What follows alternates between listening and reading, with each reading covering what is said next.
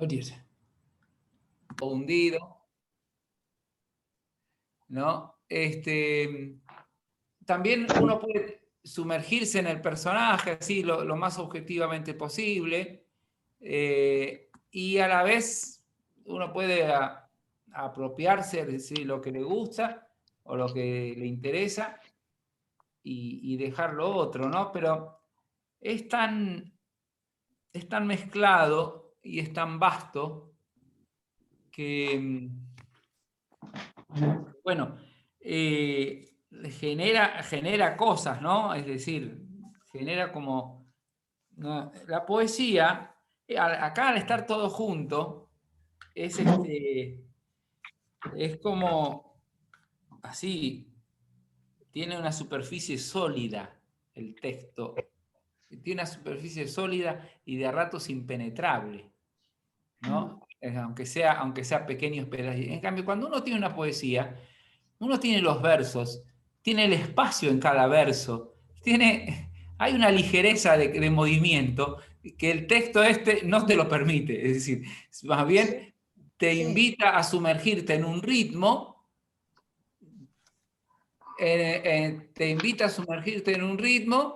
y bancátelo.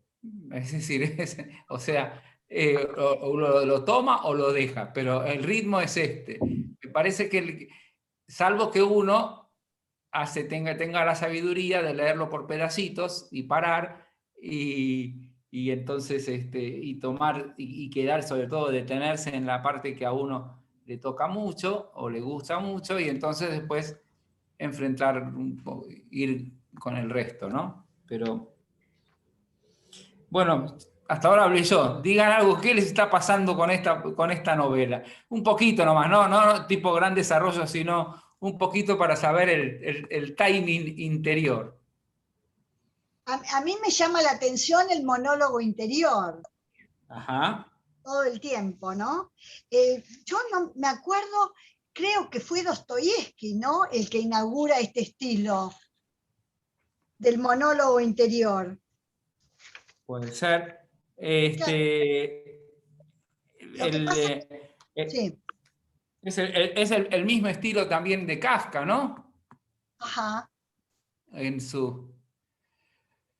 Sí, tal cual. Hola, Flor. Pero sí, es el monólogo interior y es el discurrir del pensamiento. Tal cual. Pero a la vez Dostoyevsky con Crimen y Castigo, sí, ahí está tan clarito, ¿no? Sí.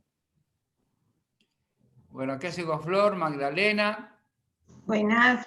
Estamos, después de una breve introducción chiquitita, estamos viendo a ver con este infierno de Malte, ¿qué nos ha pasado? ¿En qué estado de cuenta estamos? Así, mínimos. El personaje es un descentrado, ¿no es cierto? Una persona solitaria, enfermiza, diríamos, ¿no? Bueno, sí, solitario, un buscador, es el personaje, así objetivamente como lo describen, es un noble danés, busca vida, que quiere ser poeta en París a comienzo de siglo y que no encuentra su lugar en el mundo. Claro. Y sobre todo que busca a Dios. Entre otras cosas, sí, claro que sí. Hernán, ¿qué decías? No, yo decía que a mí me ha tranquilizado enormemente poder tener absolutamente claro cómo jamás voy a poder escribir una poesía, por lo tanto, si vemos, hagamos un poco y después enuncia las cosas que hay que poder vivir para que la experiencia sea un poema, realmente me parece maravilloso, inalcanzable y me tranquiliza. Bueno, te autoexcluiste, está bien. Dice que hay que generar los recuerdos y después olvidárselos. Sí, es una maravilla, es una maravilla. Buenísimo. Sí, eso lo dice también, en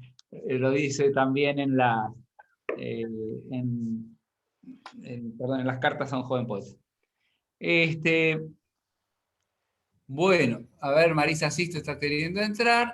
Y yo les había preguntado si querían compartir algo, así como ya 3 o 4 compartieron, ¿qué les está pasando con esta novela? ¿Puedo? Sí, Graciela. Sí. A mí me pasa que yo estoy leyendo lo que vos estás mandando, la verdad es que no estoy leyendo la novela completa, pero me cuesta entrar y a veces me parece como un desvarío, pero una vez que me entrego a la lectura, es como que al final me parece una genialidad. O sea, es raro, es una ambivalencia, digamos. A tu pregunta es como que hay me parece más difícil que muchas de las cosas que hemos visto, por supuesto, pero si aflojo y digo, bueno, a ver qué hay de coherente o qué me llega, después encuentro algo muy valioso, pero como que tengo que saltar unas vallas para entrar. No sé cómo será leer toda la novela, pero no me pasó como a Loli, que fue y compró el libro, ¿viste? Todavía no llegué a tanto.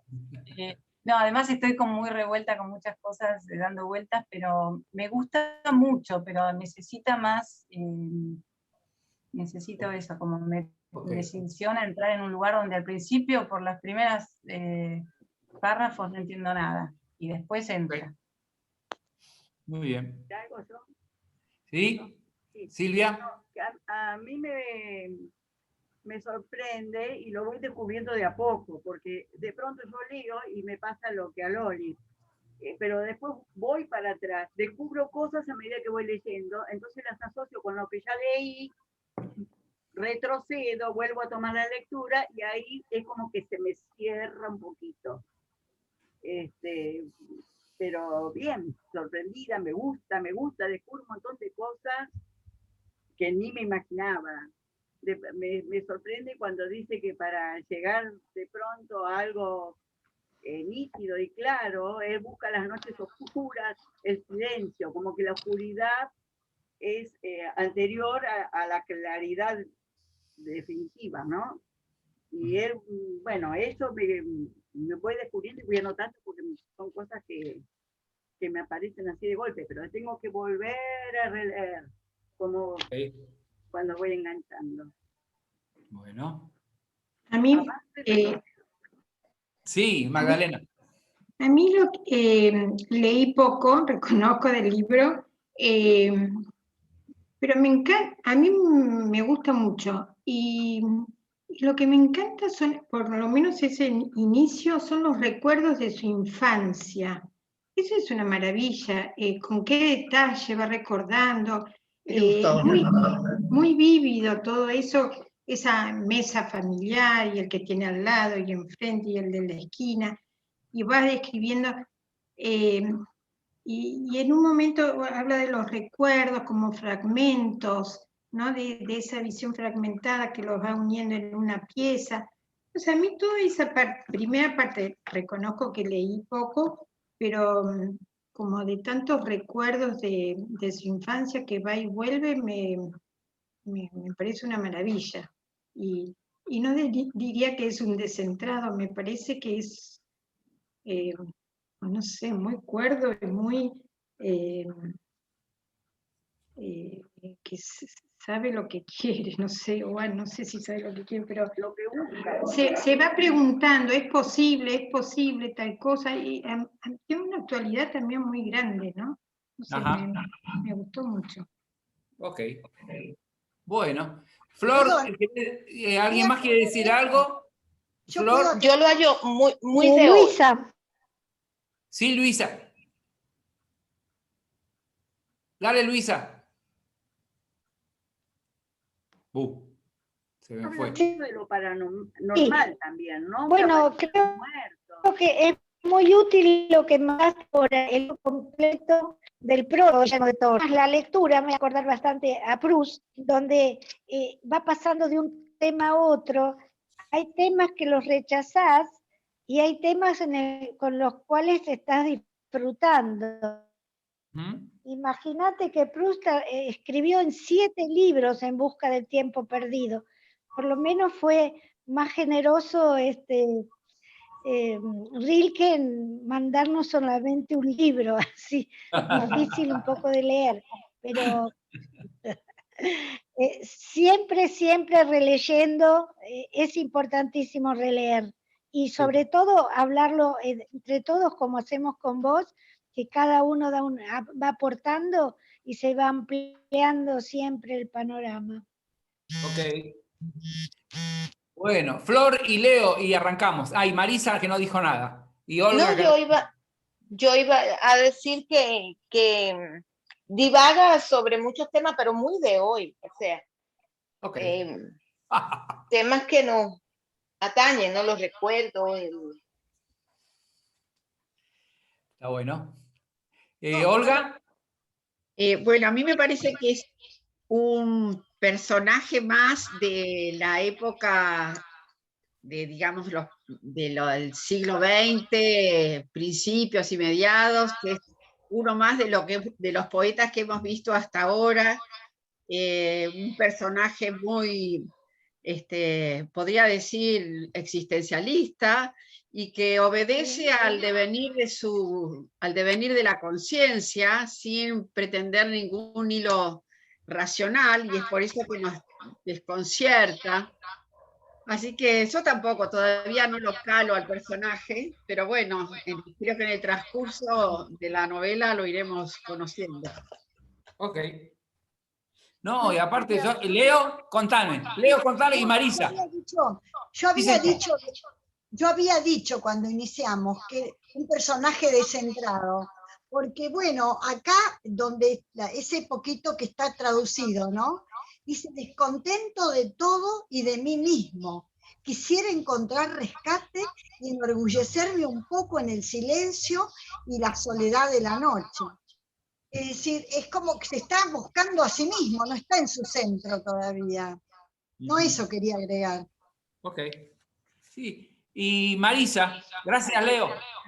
Sí, no, a mí también me resultó bastante, no abstracto, pero complicado, porque a mí me gusta cuando leo que sea algo que la historia me atrape, y esto me obliga a volver para atrás, releer, y bueno, y uno por ahí no tiene la paciencia de irlo siguiendo, ¿no? Okay. Así que yo también lo leí mucho.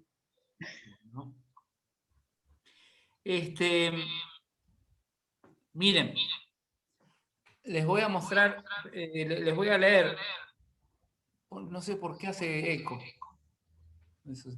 pero les voy a leer una carta de ¿ustedes también escuchan eco? Sí. No. Yo sí. ¿Y eso cómo se saca? Sí, tendríamos que apagar todos nosotros. Si nos mutamos, por ahí si nosotros nos mutamos. A ver. Bueno, les voy a leer, ahora sí, parece que sí. Les voy a leer una carta que le escribe, un pedacito de una carta que le escribe Rilke a Clara, su esposa, en 1908, ¿no es cierto? Dice, le explica por qué la importancia de los motivos sórdidos y lúgubres de los poemas y también en los temas del manuscrito que está escribiendo sobre Malte. He sido enviado no para proclamar lo divino, sino para estar entre las cosas humanas, ver todo y no rechazar nada, ni una sola de esas 1000 transformaciones en que lo absoluto se disfraza, se envilece y se oculta. Hola Magdalena, bienvenida. Gracias. No pude entrar hasta ahora. Bueno, pero llegamos, vamos. Sigo leyendo. Estoy leyendo una carta que le escribe Rilke a Clara, su esposa. Soy como un hombre que recoge hierbas medicinales, que parece ocupado en cosas menudas, mientras los árboles se alzan en torno a él orando. Pero llegará el día en que yo prepare la infusión y otro en que me alce con ella, con esa infusión en que está destilado y combinado todo, incluso los elementos más venenosos y mortíferos por el poder que tienen, y ascenderé con ella hacia Dios para que apague su sed, y sienta su propia gloria volcarse por sus venas. Es una linda carta que voy a compartir pantalla, así la miran un poquito y les voy a leer un poema, porque él se dedica entonces, y leemos juntos un poema, él se dedica a observar las cosas truculentas y va a la morgue y ve cómo analizan un cadáver, ¿no? Entonces porque yo creo que está bueno cuando uno está con temas truculentos meterse a fondo. Y entonces así no nos lastimamos tanto en las sensaciones, sino que ya estamos adentro, como quien se mete en una película de terror. Claro, porque si no uno se queda con los propios reparos y sonamos, ¿no es cierto? Así, no, y no se anima a entrar. Voy a compartir pantalla, a ver si me sale Loli. Y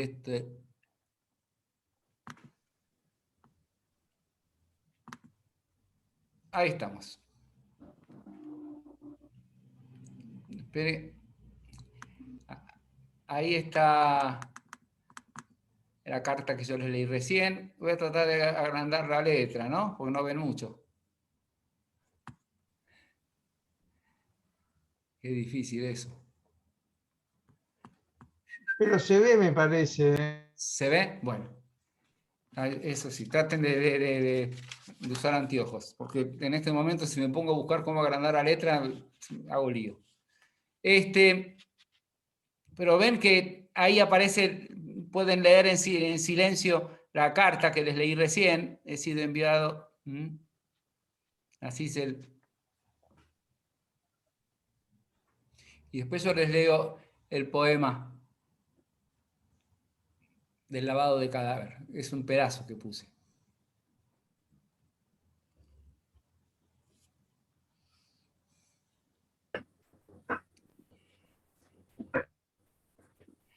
Ven esa actitud de ver todo y no rechazar nada, las 1000 transformaciones en que lo absoluto se disfraza, se envilece y se oculta. Y él tiene vocación de jardinero o de recolector, pero anhela poder encontrar el brebaje mágico que en el fondo hay que tener en cuenta que en el objetivo de escribir Malte es encontrar una sanación a su propia vida, porque la virtud que tiene este libro es entregarnos sus propios demonios y su propia dificultad y un camino que él pensó que podía sanarse de sus propios males a través de la escritura. ¿Alguien quiere leer el poema? ¿Puedo? Bueno, dale. No hay realidad alguna que quede... No, se había habituado. Perdón. El poema, las tres estrofas, Magda. Bien, bien, bien. Abajo. Ahí. Desde se había habituado. Exacto. Se había habituado a él, pero cuando trajeron la lámpara de la cocina y ardía temblorosa en la oscura corriente de aire, el desconocido resultó desconocido por completo. Le lavaron el cuello y como no sabían nada de él, de su destino, se fueron inventando otro con mentiras. Y entre tanto, lavaban sin parar. A una le dio la tos y puso mientras tanto la esponja de vinagre sobre el rostro. Descansó un rato y la otra lo hizo también. De los duros cepillos caían con fuerza las gotas, mientras la mano agarrotada de espanto parecía que demostraba a todos que ya no tenía sed. Gracias. ¡Qué fuerte! Listo. Gracias, Magda.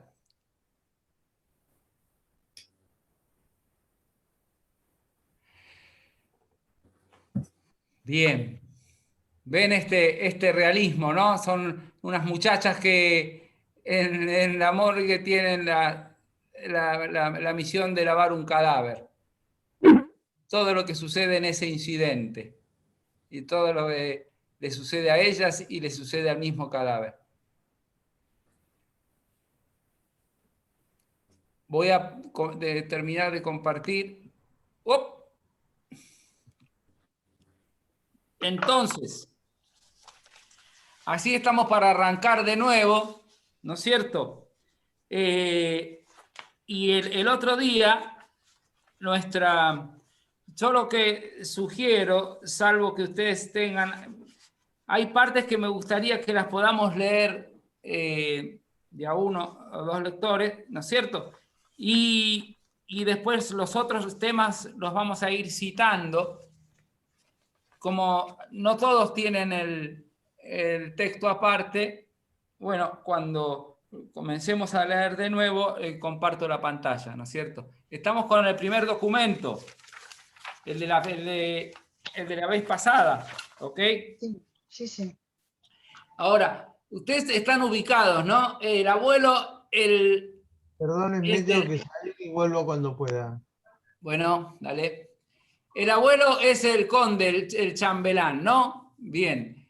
La hija es la madre del protagonista, que se murió joven, ¿no es cierto? Bridge es el papá de Malte, que es el que es testigo, el que van un tiempo al castillo, van un tiempo y viven bastante tiempo ahí, incluso viven la muerte del conde.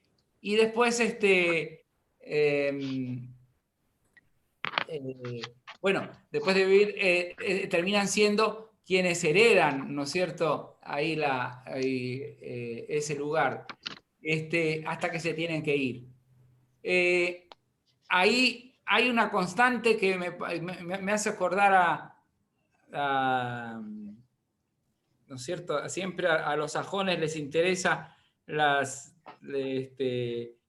apariciones de fantasmas y de espíritus. Bueno, hay una manera de escribir a lo Rilke de la naturalidad, no solo de la muerte, sino la objetividad de la muerte y la naturalidad de los espíritus, y eso aparece en el conde, que le parece tan común que de pronto se le aparezca un antepasado, ¿no es cierto?, o se aparezca la muerte de un antepasado que parece que reina más que su propia vida, ¿no es cierto? Entonces, es interesante porque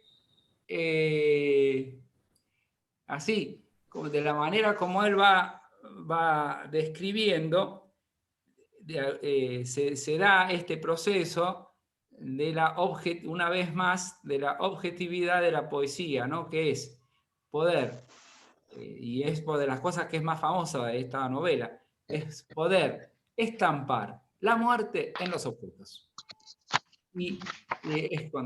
Así que yo lo que propongo ahora es, vamos a leer empiezo yo leyendo y después otro sigue, La muerte del chambelán, porque me parece muy interesante cómo describe lo que le pasa a los objetos y la presencia de todo lo que pasa ahí alrededor. Como hay algunos que no lo tienen, voy a compartir pantalla, que nos fue bastante bien, creo. Es la primera parte, sí.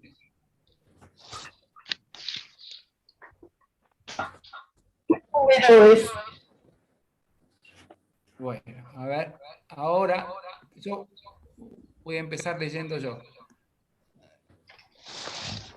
21. Sí, espera.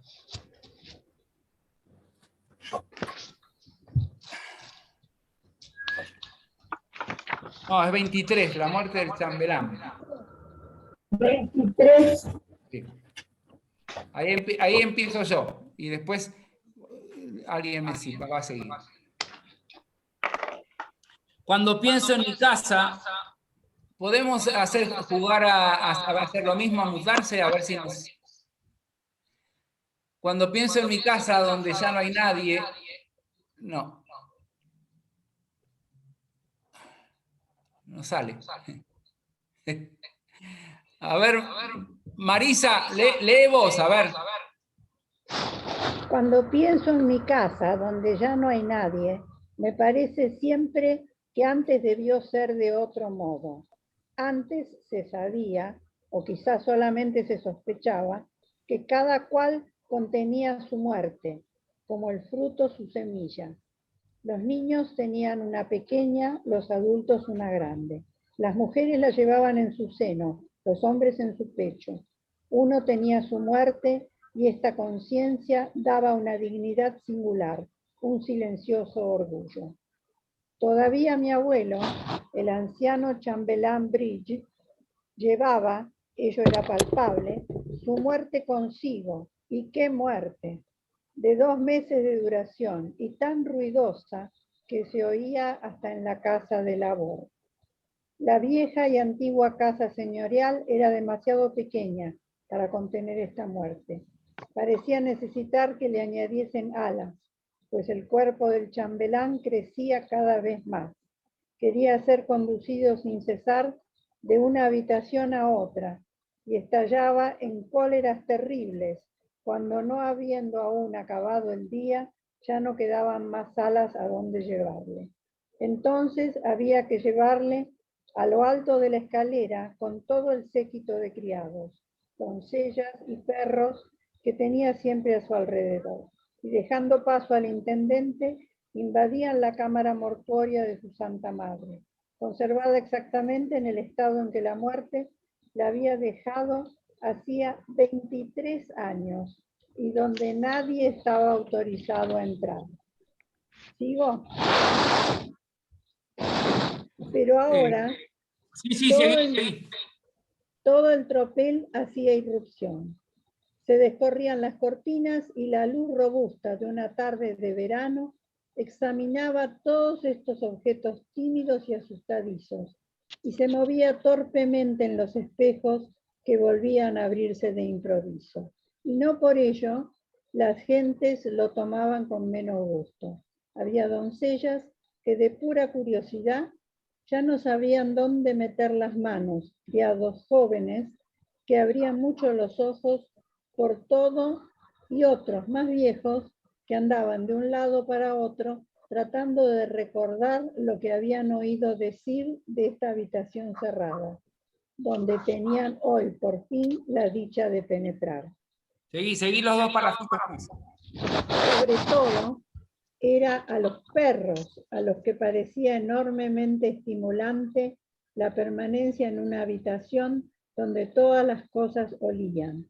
Los lebreles rusos, grandes y delgados, se paseaban con un aire absorto detrás de las butacas. Atravesaban la sala con un alargado paso de danza, con una leve ondulación.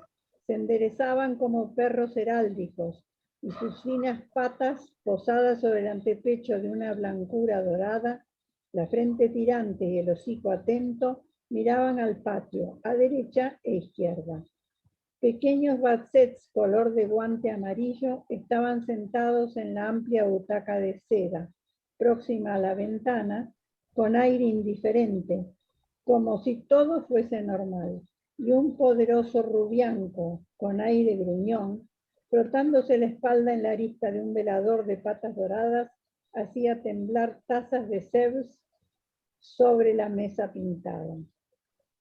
Efectivamente fue una terrible época para estos objetos somnolientos de espíritu ausente. Sucedió que pétalos de rosa, escapados en un vuelo incierto de libros que una mano había abierto con prisa torpe, fueron pisoteados. Hacían pequeños objetos frágiles que se reemplazaban deprisa porque se rompían enseguida. Se escondían otros estropeados bajo las cortinas o detrás del enrejado dorado del guardafuego de la chimenea. De vez en cuando alguna cosa caía con un ruido ahogado por la alfombra. Caía con un sonido claro sobre el parqué duro del piso. Resonaba, se quebraba aquí y allá, o se rompía casi sin ruido, pues estos objetos mimados no soportaban ninguna caída. Ok. Bueno, yo digo, qué interesante. Lo saco porque si no, no nos podemos ver y conversar, es medio lío. Digo, qué interesante es descubrir que empieza haciendo casi como un postulado de principio, que cada uno lleva su propia muerte como en semilla, y la del niño, la del joven, la del adulto, hacer como que va creciendo, después de poner así el protagonismo en el abuelo y en la muerte del abuelo, es como si esa misma muerte en realidad se va a sentar en la casa, en cada uno de los detalles, ¿no? De la sala, en los animales, y para mí que esa capacidad de estampar un sentimiento y a la vez ocultarse es lo que le hace parte de la perfección de poder objetivar una poesía, ¿no? Es decir, él no lo dice, sino que lo estampa al sentimiento en el espacio que deja el objeto, en el objeto y en el espacio que deja. Antes de seguir leyendo, podemos hacer 2 comentarios que quieran hacer y hacemos, así vamos rotándonos en los comentarios, porque así podemos leer mucho. ¿Quién quiere comentar algo? Me impactó cuando dice que la muerte las mujeres la llevaban en su seno. Por otro lado pensé como, bueno, esto de que la vida y la muerte están tan unidas siempre, ¿no? Pero en un principio como que me chocó que eligiera ese lugar como el lugar donde llevaba la muerte, ¿no? Pero bueno, es interesante, siempre hace pensar este hombre. Ok. A mí me gustó cuando, cómo adjetiva los objetos tímidos, asustadizos, objetos somnolientos, pequeños, frágiles, objetos mimados. Me gustó eso. Bueno, ¿alguien más y seguimos leyendo?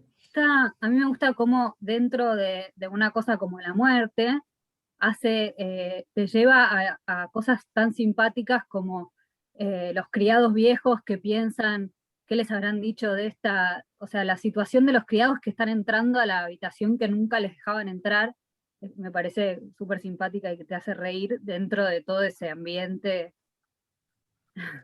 Perfecto. Mortuorio. La imagen de la muerte cuando dice objetos de espíritu ausente, ¿no? Wow. Como que están muertos los objetos también. Vamos a seguir leyendo, que está bueno esto de leer, ¿no? Alguien que lea la 25. ¿Quién va a leer? Yo la puedo leer. Bueno, Chichita, dale. Si alguien se hubiese... Espera, Chichita, que voy a compartir pantalla, espera. Bueno.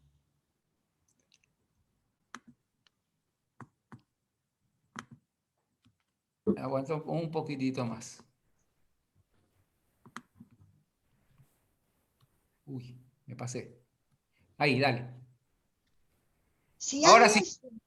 Si alguien se hubiese preguntado cuál era la causa de todo esto y quién había hecho venir a esta habitación tanto tiempo vigilada con inquietud, todo el terror de la destrucción, solo habría tenido una respuesta para esta pregunta: la muerte. La muerte del chambelán Christoph Detlev Bridge en Ulsgaard, pues estaba tendido, desbordando con abundancia de su uniforme azul oscuro en el suelo, en el centro de la habitación, y no se movía. En su gran rostro extraño, que nadie conocía ya, los ojos se habían cerrado, no veía ya lo que sucedía. Primero se trató de tenderle sobre el lecho, pero se había resistido, pues detestaba las camas desde las primeras noches en que su mal había crecido. Además, el lecho se había quedado demasiado corto y no hubo otro recurso que acostarle sobre la alfombra, pues no había querido volver a bajar las escaleras. Sigo, ¿no? Sí. La página siguiente, la estoy abriendo. Ahí está. Sigo. Estaba pues tendido, pudiendo creérselo muerto. Como empezaba a anochecer, los perros se habían retirado uno tras otro por la puerta entreabierta, y solo el de pelo duro y cara desagradable se había sentado cerca de su amo, y una de sus anchas patas delanteras de pelo espeso estaba apoyada sobre la mano gris de Christoph Detlev. La mayor parte de los criados estaban fuera, en el blanco pasillo, que era más claro que la habitación, pero los que habían quedado dentro miraban a veces a hurtadillas a este sombrío montón en el centro de la cámara y deseaban que no fuese más que un gran traje sobre una cosa corrompida. Pero aún quedaba otra cosa, quedaba una voz que 7 semanas antes nadie conocía todavía, pues no era la voz del chambelán. Esta voz no pertenecía a Christoph Detlev, sino a la muerte de Christoph Detlev. La muerte de Christoph Detlev vivía ahora en Ulster, desde hacía largo tiempo, y hablaba a todos y exigía ser llevada, exigía la habitación azul, exigía el saloncito, exigía la sala grande, exigía los perros, exigía que se riese, que se hablase, que se jugase, que se callase, y todo a la vez exigía ver amigos, mujeres y muertos, y exigía morir ella misma. Pedía, exigía y gritaba. ¿Hasta ahí? Sí, Luisa, continúa, así lo hacen entre las dos.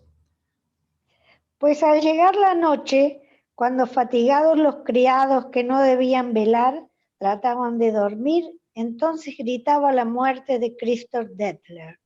Gritaba y gemía, aullaba tanto, tan continuamente, que los perros, que primero habían aullado con ella, terminaban callándose, y sin atreverse a acostarse de pie sobre sus patas finas y altas, tenía miedo. Y cuando oían en el pueblo, en esta ancha, plateada noche danesa de estío, que esta muerte aullaba, se levantaban como en una tormenta, se vestían y sin decir nada, se quedaban sentados alrededor de la lámpara hasta que había pasado, y llevaban a las habitaciones más apartadas y a las alcobas más profundas a las mujeres próximas a dar a luz, pero ellas le oían a pesar de todo, como si hubiese gritado en su propio cuerpo, y suplicaba que las dejasen también levantarse, y llegaban voluminosas y blancas, y se sentaban entre los demás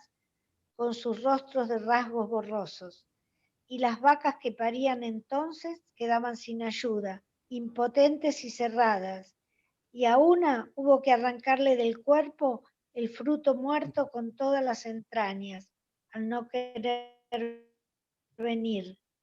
Todos cumplían mal su tarea, olvidándose de traer el heno, porque pasaban el día temiendo a la noche, y a fuerza de velar y levantarse con sobresalto, estaban tan fatigados que no podían acordarse de nada. Y cuando el domingo iban a la iglesia blanca y tranquila, pedían en sus oraciones que no hubiese más Señor en Ulster, pues este era un Señor terrible.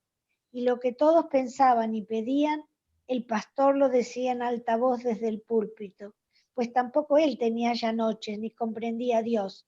Y la campana lo repetía, pues había encontrado una terrible rival que resonaba toda la noche y contra lo que ella no podía nada, ni aun cuando replicaba a plena voz. Sí, todos lo decían, y entre la gente joven había uno que soñó haber ido al castillo y haber matado al señor con su horquilla, y estaban tan sublevados, tan revueltos, que todos escuchaban cuando contó su sueño, y sin vacilar, todos le miraron para ver si era verdaderamente capaz de tal hazaña. Así se sentía y se hablaba en todo el lugar, donde algunas semanas antes se había querido y compadecido al chambelán. Pero a pesar de hablar así, nada cambió. La muerte de Christoph Detlef, que habitaba en Utgard, no se dejó apremiar. Había venido para 10 semanas y se quedó 10 semanas bien contadas.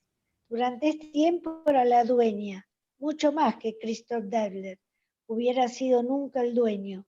Era igual a una reina que la llaman la terrible, más tarde y siempre. No era la muerte de cualquier hidrópico, sino una muerte terrible e imperial, que Chambelán había llevado consigo y nutrido en él toda su vida. Todo el exceso de soberbia, de voluntad y autoridad, que aún durante sus días más tranquilos no había podido usar, había pasado a su muerte, a esta muerte que ahora se había alojado en Utgard y lo envilecía. ¿Cómo habría mirado el chambelán? Hasta ahí. Bueno, sí que esa frasecita. Esa frasecita. Sí. ¿Cómo habría mirado el chambelán Bridge a cualquiera que le hubiese pedido morir de una muerte distinta a aquella? Murió de su pesada muerte. Y va siendo...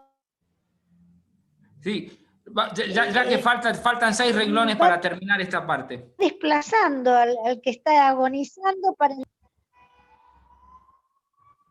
Sí. Miren, les leo un pedacito más y así ya terminamos porque lo leímos entero.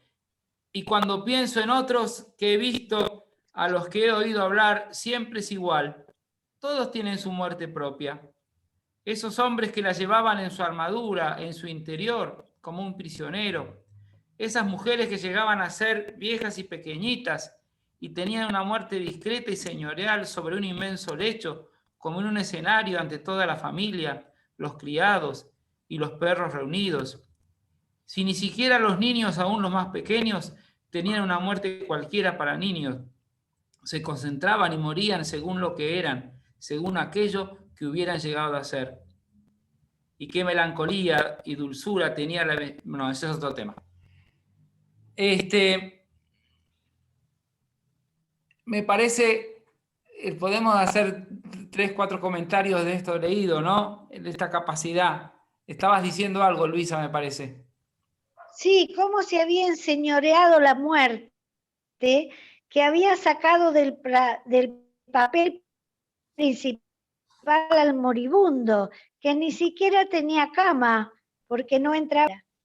Y acá es interesante lo que dice de la vieja que estaba en su cama, en su cama moribunda, como si la cama fuera un escenario, como si fuera el gran acto final de su vida, lo representaba en el escenario de la cama.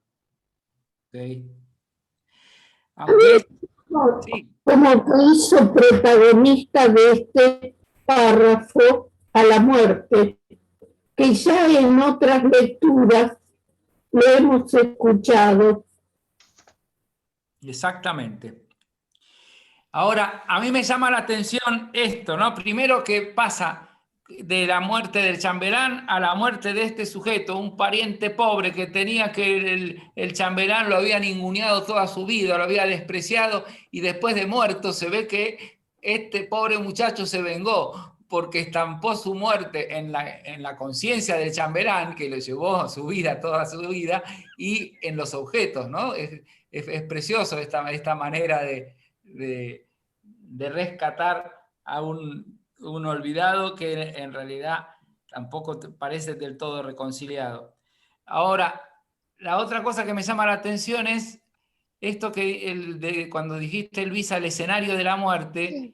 Cómo antes la muerte, se sacaban fotos de la muerte de alguna manera. Sí, los entierros, tenía como una presencia aceptada, y tenía una presencia esperada, aceptada, acompañada. Estoy hablando 50 años atrás, 60 años atrás, 70. Es decir, la muerte era algo como tomado como más naturalidad y era parte de los ritos habituales que uno debía acompañar, vivir y llevar, ¿no? Y creo que ahora nosotros en nuestra lucha, de ahí me salió una comparación del tiempo de hoy, ¿no? Nuestra lucha por evitar la muerte y por ha perdido la muerte toda esa especie no digo de glamour, ¿no? pero sí Como un de puesta en ritual, un escena, de ritual. mise en scène, de puesta en escena, donde era como aceptada y llevada con cierta normalidad, ¿no? Más Claro. bien es ese... Rilke la asocia mucho al miedo. Él enfatiza como un objetivo. Hoy estuve leyendo, no sé de dónde, que tiene como poeta, como autor, digamos, un objetivo y una misión para llegar a nosotros, ¿no? En su escrito. Y la muerte para nosotros, para mí, hablo por mí, es pérdida, pero él considera que la muerte sigue siendo parte de uno. Es una visión de la muerte. Okay. Vida y muerte siguen juntas. Ok, así. Por eso yo creo que a nosotros es así. Estas lecturas, al fin de cuentas, también no salimos del mismo tema, somos pesados, pero a la vez nos ayudan a ponerle palabra a lo que estamos viviendo. Vamos a leer un poco más y cambiamos de tema. Vamos a leer el 29. Yo necesito algún otro lector. Sí. No, a mí me parece que todo el párrafo, todo lo que leímos, lo último, en realidad la muerte es el entretejido de la vida, porque lo que hace es describir todas cosas vivas, incluso la vitalidad de los objetos, paradójicamente.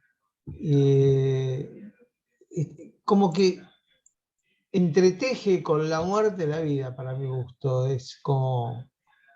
No, es la sensación que me produjo. Okay.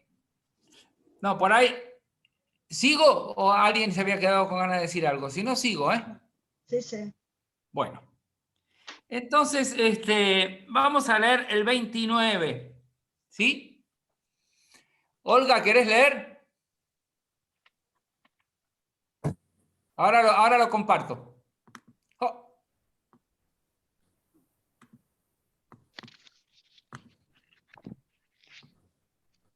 A ver, lleguemos al 29.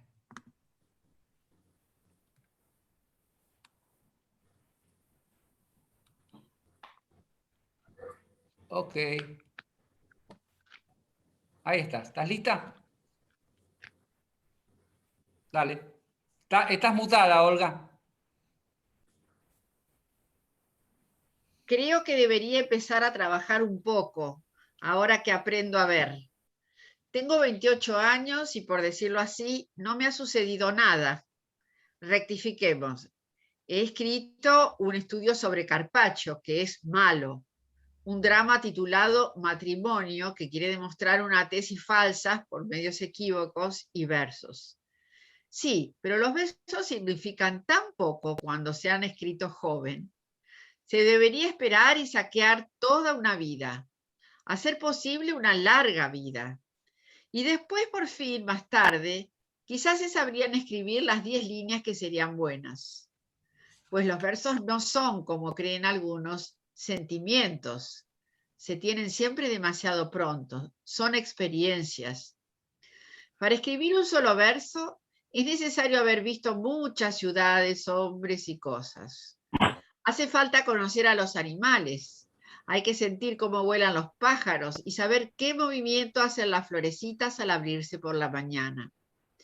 Es necesario poder pensar en camino de regiones desconocidas, en encuentros inesperados, en despedidas que hacía tiempo se veían llenar, en días de infancia cuyo misterio no está aún aclarado, en los padres a los que se mortificaba cuando traían una alegría que no se comprendía, era una alegría hecha para otro, en enfermedades de infancia que comienzan tan singularmente, con tan profundas y graves transformaciones, en días pasados en las habitaciones tranquilas y recogidas, en mañanas al borde del mar, en la mar misma, en mares, en noches de viaje que temblaban muy alto y volaban con todas las estrellas, así, en mañanas al borde del mar, en la mar misma, en mares, en noches de viaje que temblaban muy alto y volaban con todas las estrellas. Y no es suficiente incluso saber pensar en todo esto. Es necesario tener recuerdos de muchas noches de amor, en las que ninguna se parece a la otra, de gritos de parturientas y de leves, blancas, durmientes paridas que se cierran. Es necesario aún haber estado al lado de los moribundos, haber permanecido sentado junto a los muertos en la habitación, con la ventana abierta y los ruidos que vienen a golpes. Y tampoco basta tener recuerdos, es necesario saber olvidarlos cuando son muchos, y hay que tener la paciencia de esperar que vuelvan. Pues los recuerdos mismos no son aún esto, hasta que no se convierten en nosotros, sangre, mirada, gesto, cuando ya no tienen nombre y no se les distingue de nosotros mismos. Hasta entonces no puede suceder que en una hora muy rara, del centro de ellos, se eleve la primera palabra de un verso. Buenísimo, buenísimo. Me parece que, Olga, que hay una partecita que yo la voy a chequear ahora. Nos puede, le debe faltar una S ahí. Entonces nos puede suceder, o no, me parece que está bien, hasta entonces no puede suceder. Habría que En ver. una hora muy rara, Sí. se eleve la primera. Pero está muy bueno esto que acabamos de escuchar. Buenísimo. Esperar y saquear toda una vida. O sea, Hernán, todavía tenés tiempo, ¿eh? Vicente. Sí. No tanto. Vicente. Sí. En este título está la influencia de Rodin. Era el que le decía que tenía que trabajar en su comienzo. Y acá lo está transmitiendo él. Sí, ya lo tiene incorporado, exactamente.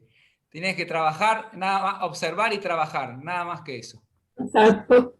Y Cézanne hacerlo con fuerza. Sí.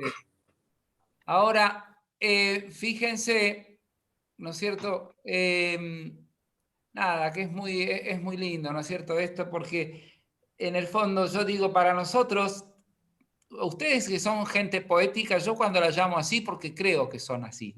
Si no, no estarían acá. Eso, así que esto para mí es suficiente elogio y carta de ciudadanía para poder sentir que todas estas cosas que dicen acá, que nosotros las tenemos en nuestra propia vida, cada uno a su manera y sentido, forman parte de un núcleo vital hermoso y lleno de intensidad que hay que saberlo como transparentar de alguna manera. Es decir, nuestra vida es rica y fecunda, ¿no? Yo digo, a mí me encanta cuando un buen poeta cuenta cómo hizo para ser un buen poeta, pero me encanta cuando un buen poeta también, un maestro, me enseña a valorar mi propia riqueza vital de vida transcurrida, ¿no? Y esto es un poco lo que hace, ¿no?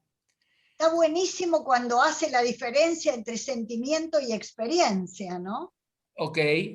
Buenísimo. ¿Por qué, Leo? A ver, explícalo.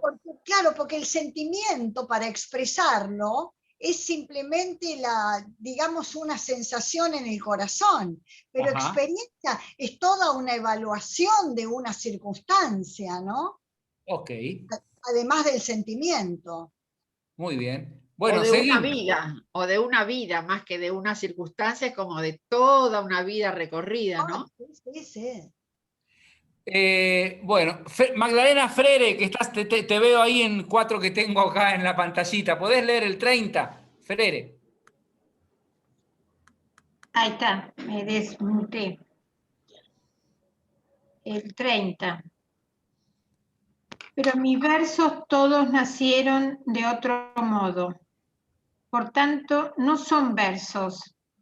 Y cómo me engañaba cuando escribía mi drama.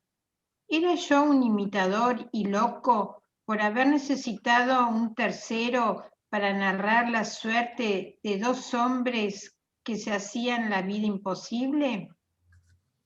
Qué fácilmente caí en la trampa. Y sin embargo, tendría que haber sabido que este tercero, que atraviesa todas las vidas y las literaturas, este fantasma de un tercero que jamás ha existido, no tiene sentido y hay que negarlo. Es uno de los pretextos de la naturaleza que se esfuerza siempre en desviar la atención de los hombres de sus misterios más profundos. Es la mampara detrás de la que se desarrolla un drama. Es el ruido vano a la entrada del silencio de un conflicto verdadero. Se diría que, hasta ahora, todos han juzgado demasiado difícil hablar de los dos, de quienes solamente se trata. El tercero, que precisamente por ser tan poco real, es la parte fácil de la tarea. Todos han sabido construirlo. Desde el comienzo de sus dramas se siente la impaciencia por llegar a él. Apenas pueden esperarlo. En cuanto llega, todo va bien, pero qué fastidio cuando se retrasa. Nada puede suceder sin él. Todo se detiene. Va más lentamente. Espera. Sí, pero ¿y si se quedara uno en esta pausa y espera? Veamos, señor dramaturgo, y tú, público, que conoces la vida, ¿qué sucedería si desapareciesen el vividor popular o el joven pretencioso que abre todos los matrimonios como una llave maestra? ¿Qué sucedería si, por ejemplo, se lo llevase el diablo? Supongámoslo un momento. Se ve de pronto que los teatros se vacían de modo extraño. Se les tapia como agujeros peligrosos. Solamente las polillas de los barandales de los palcos se mueven en un vacío que nadie apuntala. Los dramaturgos dejan de disfrutar de sus barrios residenciales. Todas las agencias de negocios y la policía buscan para ellos en los lugares más apartados del mundo al tercero irreemplazable que era la acción misma. Seguí con esos dos pedacitos. Y sin embargo, viven entre los hombres. No hablo de estos terceros, los otros dos, sobre los que tantas cosas habría que decir, sobre los que aún no se ha dicho nada, aunque sufren y actúan y no saben cómo ayudarse. Es ridículo. Estoy sentada en mi pequeña habitación, yo, Frigg, de 28 años, y no conocido de nadie. Estoy aquí sentado y no soy nada, y sin embargo esta nada se pone a pensar, y en su quinto piso, en esta gris tarde parisiense, piensa esto. Ok. Bien. Perdón, una preguntita, Vicente. ¿Y Leo? Ese tercero, Sí. ¿sería el narrador? Porque por algo él usa el estilo del monólogo interior, que no necesita narrador. Sí. Para mí, es por un lado, uno es el público, sí. Otro es el personaje, sí. y puede ser que el tercero sea el narrador, pero él más bien lo ha obviado, no existe el narrador. Claro, por eso, claro. Uh-huh. Y la forma más adecuada es el monólogo interior, cuando no es teatro, ¿no? Que hay acción. Sí. Por ahí dice señor dramaturgo. Sí. Por eso, claro, alude al teatro, sí. O sea, no, el que a está... mí me parece interesante esta especie de interpelación que ahí se mete con el público y le dice, miren, lo que ustedes esperan de lo que yo voy a escribir no es lo que les voy a dar. Y lo que ustedes esperan está como muy atado a sus propios códigos y a sus propias expectativas, pero son muy superficiales y están perdiendo lo mejor que yo quiero darle. Así que joróbense, casi como si nos hiciera así un corte de manga, ¿no? Es decir, por eso se pone como a criticar de alguna manera, casi como crítico literario, a toda la infraestructura productiva de la obra de arte, ¿no? Claro. Sería más. Muy interesante. El tercero no podría ser el autor y en una dimensión simbólica el autor de todo, o sea, Dios. Podría ser. No sé. Es como un tercero desconocido, ¿no? No lo identifica, ¿no? Claro. Ahora, miren, acá, ¿cómo están? Pregunto. Muy interesadas. Bueno, Necesito un tercero. ¿Eh? Un tercero. Un tercero, bueno. Un tercero y yo un público con ganas de madurar, porque cuando quiero saber qué miércoles me está diciendo. Yo les cuento que antes de las clases, cuando estaba tratando de decir qué diablos vamos a hacer, y después me doy cuenta, porque yo digo, este hombre dice tantas cosas y estaba en crisis, ¿no? En general estoy en crisis antes de la clase, pero hoy estaba en una peor crisis, le voy a decir. De verdad, de verdad. ¿Por qué? ¿Por qué? Porque me invierto un montón de horas, porque me pasa lo mismo que le pasa a Rilke. Encarno de tal manera el personaje que me pierdo mal. Me pasa eso, es decir, una especie de... Pero bueno, por suerte ustedes son gente... Varias veces el tercero, me parece. ¿Cómo? Varias veces el tercero, Vicente.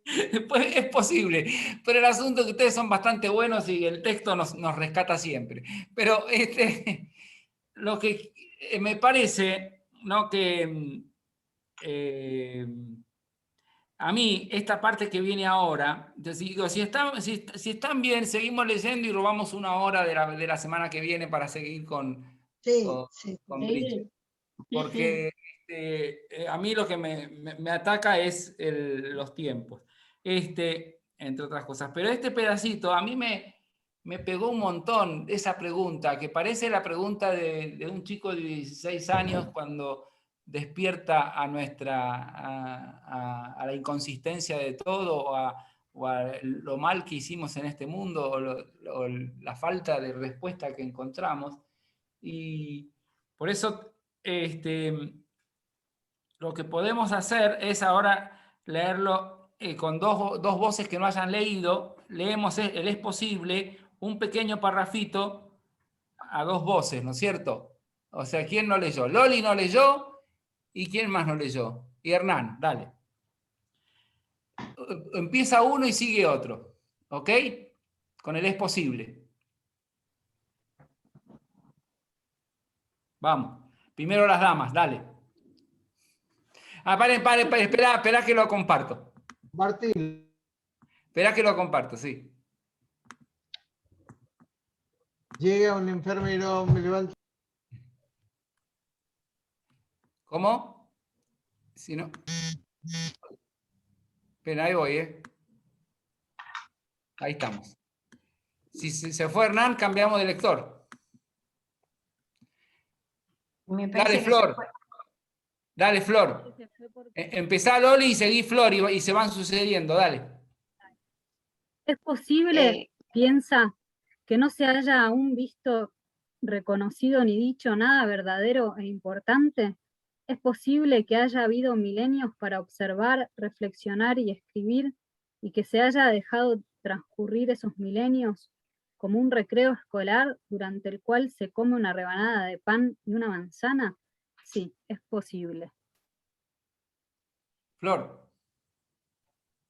Es posible que a pesar de las invenciones y progresos, a pesar de la cultura, la religión y el conocimiento del universo, se haya permanecido en la superficie de la vida. Es posible que se haya incluso recubierto dicha superficie, que después de todo aún habría sido algo, que se la haya recubierto de un tejido increíblemente aburrido, que le hace parecerse a muebles de salón en vacaciones de verano. Sí, es posible. ¿Es posible que toda la historia del universo haya sido mal comprendida? ¿Es posible que la imagen del pasado sea falsa porque siempre se ha hablado de sus muchedumbres como si no fuesen más que reuniones de muchos hombres, en lugar de hablar de aquel alrededor del cual se congregaban porque era extraño y moribundo? Sí, es posible. Es posible que nos creamos obligados a recuperar lo que sucedió antes de que naciésemos. Es posible que sea necesario recordar a cada uno que ha habido antepasados y que por consiguiente lleva en sí este pasado y que no tiene nada que aprender de otros hombres que pretenden poseer un conocimiento mejor o diferente. Sí, es posible. ¿Es posible que todas estas gentes conozcan con todo rigor un pasado que jamás existió? ¿Es posible que todas las realidades no sean nada para ellos? ¿Que su vida se deslice sin estar anudada a ninguna cosa como un reloj en un cuarto vacío? Sí, es posible. Es posible que no se sepa nada de todas las muchachitas que, sin embargo, viven. Es posible que se diga las mujeres, los niños, los muchachos, y no se sospeche a pesar de toda su cultura, que estas palabras desde hace mucho tiempo no tienen plural, sino solamente singular. Sí, es posible. ¿Es posible que haya gentes que digan Dios y piensen que sea un ser que es común a todos? Ved estos dos colegiales. Uno se compra un cortaplumas y su compañero el mismo día se compra uno idéntico. Y después de una semana, al enseñarse sus navajas, parece que no hay nada, que no hay entre ellas más que un parecido remoto. Tan distinta ha sido la suerte de las dos cuchillas en manos diferentes. Sí, dice la madre de uno, siempre estropeas todo, y más aún, ¿es posible que se crea tener un Dios sin usarlo? Sí, es posible. Flor. Pero si todo esto es posible y por otra parte solo tiene una apariencia de posibilidad, entonces sería necesario, por todo lo que en el mundo existe, que suceda algo. El primer legado que ha tenido este inquietante pensamiento debe comenzar a hacer alguna cosa de las que han sido desatendidas. Quien quiera que sea él, aunque no sea el más apto, puesto que no hay otro. Este brique, este extranjero, este joven insignificante, deberá sentarse y en su quinto piso deberá escribir día y noche. Sí, deberá escribir y así acabará esta situación. Buenísimo, buenísimo, buenísimo. Impresionante. Es muy bueno, ¿eh? Muy Parece un discurso, ¿no es cierto? Voy a decir en el mejor sentido de las palabras, un discurso político, ¿no? Es decir, como un Excel, alguien... Pero además es cierto todo lo que dice, ¿no? Son preguntas retóricas. Ah, qué impresionante. O sea, que tienen la respuesta implícita, ¿no? Pero está buenísimo el cuestionamiento. Ay, sí, excelente. Tremendo. Ahora, yo les pregunto una cosa, no hagamos razonamientos. Rescaten una imagen de esta lectura. Imágenes. Porque los razonamientos ocultan las imágenes. Y lo importante en poesía son las imágenes sentidas. ¿Ok? Porque muchas veces que el razonamiento viene después y capaz que nos ayuda. Está buenísimo para mí cuando dice, ¿es posible que se crea tener un Dios sin usarlo? Está buenísimo. Okay. Es la pregunta filosófica por excelencia, ¿no? Okay. ¿Qué más? Raro es lo del uso. Lo de raro, la pregunta rarísima es la del uso. No, pero uso en el sentido de involucrar. Leo, no expliquemos, juguemos a buscar imágenes. Después, si quieren, se metan a discutir el sentido. Bueno. Busquen imágenes. ¿Es posible que sea necesario recordar a cada uno que ha habido antepasados y que por consiguiente lleva en sí este pasado y que no tiene nada que aprender de otros hombres y que pretende poseer un conocimiento mejor o diferente? Eso a mí me hizo A mí me llamó la atención un párrafo en el cual habla, disculpen porque estoy muy afónica, el párrafo del cual habla de las mujeres, los niños, los muchachos, y termina diciendo, desde hace mucho tiempo, no tienen plural, sino solamente singular.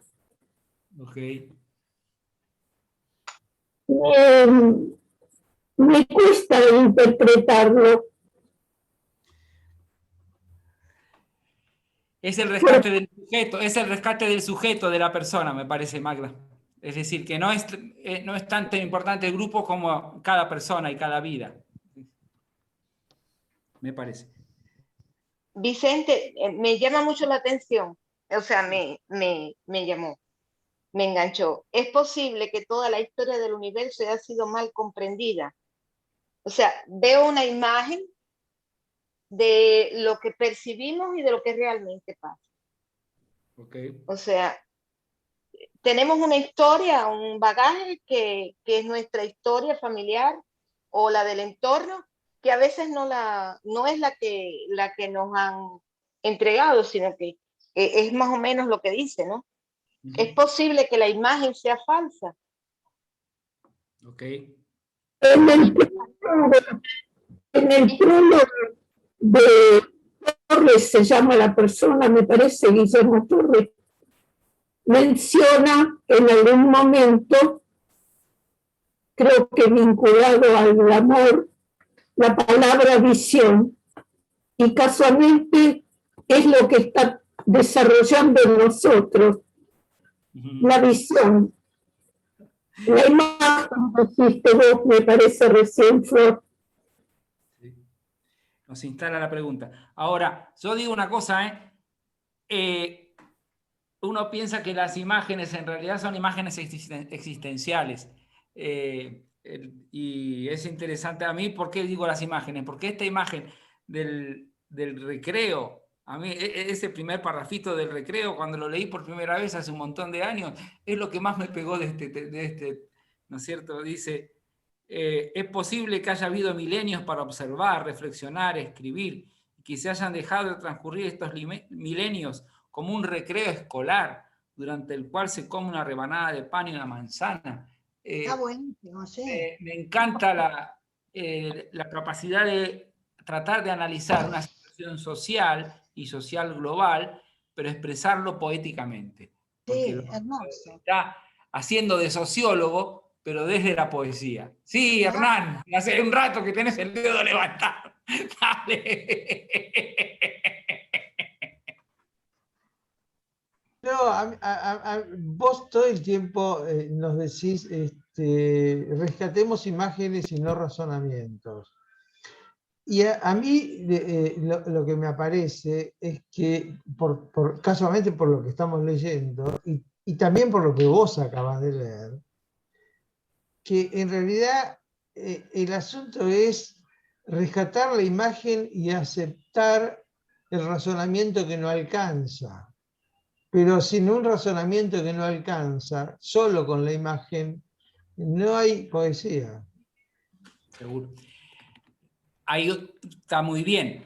Lo que pasa es que cuando uno, eso es lo que digo, el sentido en poesía está detrás de la imagen y uno lo descubre. Claro. Está detrás. Pero, claro. Pero como uno está acostumbrado es a ponerle el propio concepto a la imagen, y entonces claro. Se transforma en una traba, porque es el concepto, claro. que uno, es el a priori que uno tiene, que le claro. traba a esa parte. El famoso prejuicio. El famoso prejuicio. Exactamente. Exactamente. Por eso yo insisto más en esta cosa más irracional, no porque que sea irracional, sino porque el sentido está para mí en poesía, está en el corazón y detrás de la imagen sentida. Es decir, es una imagen más completa en poesía, no es solo Claro, razonamiento. es que eso es lo que hace a la clave de la poesía, porque trata de expresar lo inefable, que desde un punto de vista racional no se puede expresar. Muy bien. Comparto totalmente y pienso que el exceso de razón hace daña a la poesía directamente, no sé cómo explicarlo. A mí me gustó esto que no comenté, que su vida se deslice, es posible que su vida se deslice, estar anudada como un reloj en un cuarto vacío. Sí. Ok. Me gustó. Bueno. Me impresionó lo de las navajas. Sí, Loli. De las navajas, que dice, tan distinto ha sido la suerte de las dos cuchillas en manos diferentes. Sí, dice la madre de uno, siempre estropeas todo.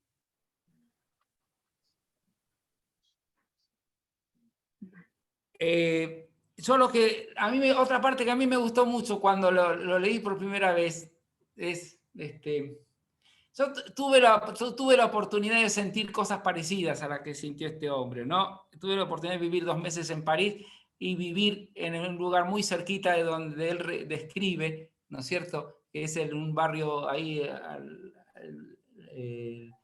la izquierda del Sena, ahí es cerca del santuario de la Medalla Milagrosa, y cerca, bueno, pero ahí todas esas calles que toma y que describe, y cuando describe, ¿no es cierto?, cuando va caminando a los jardines de Luxemburgo, cuando va, y el sentir también el anonimato y la insignificancia, y que a nadie le importa nada en una gran ciudad, el peso de que bien puede pasar en Buenos Aires y bien puede pasar acá en Olivos, es decir, lo que pasa es que París está lleno de ese glamour tan bello y histórico y hermoso que tiene. Pero a mí me impresiona mucho, ¿no?, esta capacidad de poder sentir una profunda soledad y de sentir la soledad y la inconsistencia de tantos hombres y mujeres que caminan al lado de él, ¿no? Pero en esta escena que vamos a leer ahora, él va a la Biblioteca Nacional y descubre un libro. ¿Quién lo va a leer? ¿Quién no leyó? Cham, ¿quién no leyó? Sí, pero... Yo leo. No lo leí, me parece. ¿Eh? Me parece que lo leí yo, ¿no? Bueno, dale. Lee y después tenemos esa parte que dice, estoy sentado leyendo un poeta. Compartí la imagen, no la tengo. Bueno.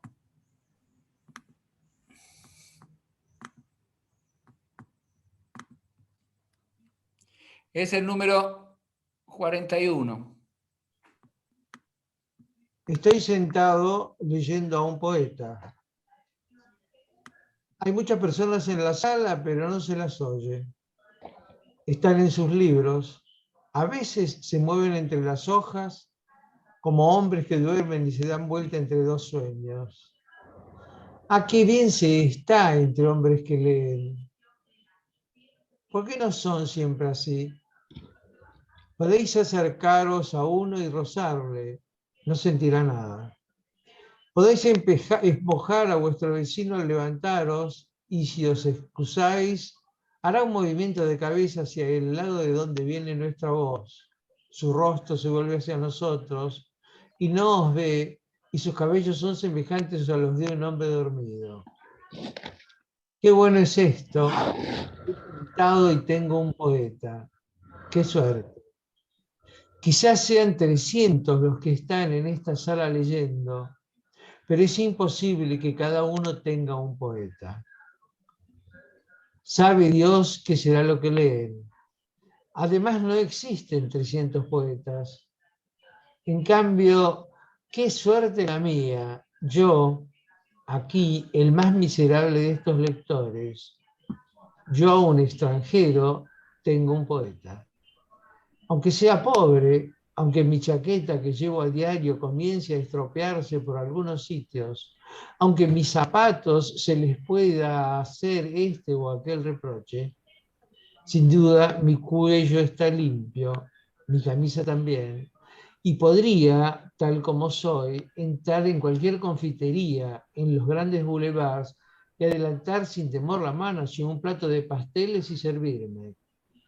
A nadie le chocaría y nadie pensaría en gruñirme o expulsarme, pues aún en una mano de buena sociedad, una mano lavada 4 o 5 veces al día. Si no hay nada entre las uñas, el índice no tiene tinta, las muñecas sobre todo están limpias, pues nadie ignora que los pobres no se lavan nunca tan arriba. Por lo tanto, su limpieza permite sacar ciertas consecuencias, y las sacan. En los establecimientos las sacan. Sin duda, hay algunos individuos en el Boulevard Saint-Michel, por ejemplo, o en la Rue Racine, a los que mis muñecas no engañarían. Bien se burlan de mis muñecas, me miran y lo saben. Saben que en el fondo soy uno de los suyos, que no tengo nada más que representar una comedia. ¿No es carnaval? No quieren estropearme el placer. Gesticulan un poco y guiñan los ojos. Nadie les ha visto. Además, me tratan como a un señor, por poco cerca. Acá se terminó lo que veo, ¿eh? Perdón.